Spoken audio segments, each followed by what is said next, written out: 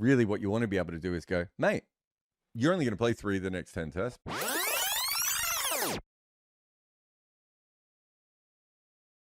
Ashwin was player of the series against Bangladesh, and by this series, I've now been told he's washed and should be dropped forever. I think the more interesting question is, he's still spinning the ball. He's still landing it where he needs to land it. I think the reverse sweeps have got in his head a little bit, and he needs to overcome that. He faced more reverse sweeps this year at home than he had his entire career before that, and that is something he's going to have to work out. But the issue I have at the moment for Ashwin is the fact that they're about to play their next 10 test matches are in Australia and England. And he's only going to play 3 or 4 of those anyway, isn't he?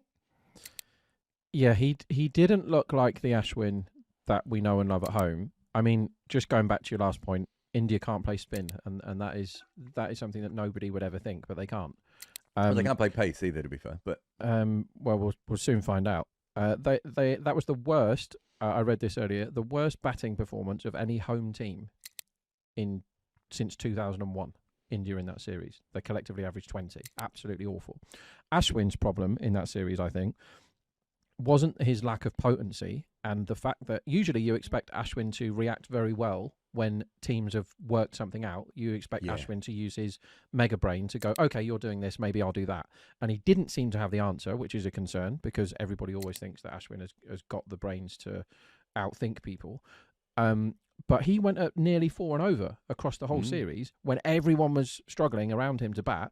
And you're like, how are you going at 4 and over here? How are you leaking runs? Because Ashwin used to be able to just go, even if he wasn't a threat, which is what he's going to have to do against Australia and England, you've got to bowl dry. And when teams are getting shot out for 46 and nobody really got, other than India's nonsense, after the first test, 250 was a good score, right? Wherever you went. You can't have somebody, your best gun bowler, who's always player of the series at home, going up nearly 4 and over, 3.8 across the whole series. But it doesn't mean he's finished because he's great and he does work stuff out. But do you need him in England to play loads of test matches? Probably not. Do you really need both of them in Oz? I think he's more useful in Australia because of the bounce. And I also think he started to bowl very well in Australia. So I think it would be a silly situation to get rid of him altogether if that was the case. I've often thought when they brought Washington in and they have Ashwin in Washington, it's Washington who usually gets screwed over because Ashwin bowls all of the overs he's going to bowl anyway. Whereas in this series, Washington, he took the second new ball in that last test, right? Like they gave the amount of times I thought, they give the ball to Ashwin here and they gave it to Washington first, which is, I'm not having a go. If you've got a young bowler in, it probably makes more sense for him to bowl those overs. But there were times when the ball started spinning. I can't remember, was it at Pune when it started spinning at the 50 over mark?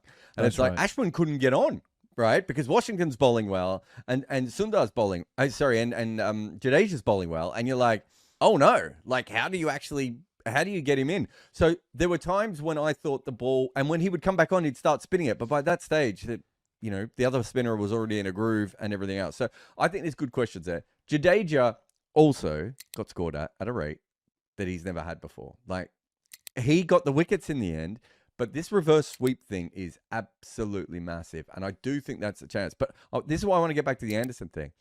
It would be very, very silly of India to be like, we're going to move on from Ashwin now, right?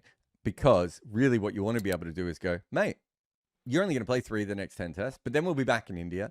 We're going to have some other tours of Asia coming up as well. We're going to keep you around. We also want to keep you around because you are the best coach that we could possibly imagine for Washington Sundar to have, right? But we're not going to play you as much. And if you say to us, okay, I want to play more, then you're going to have to understand that this is the world that we now live in. But we're doing that.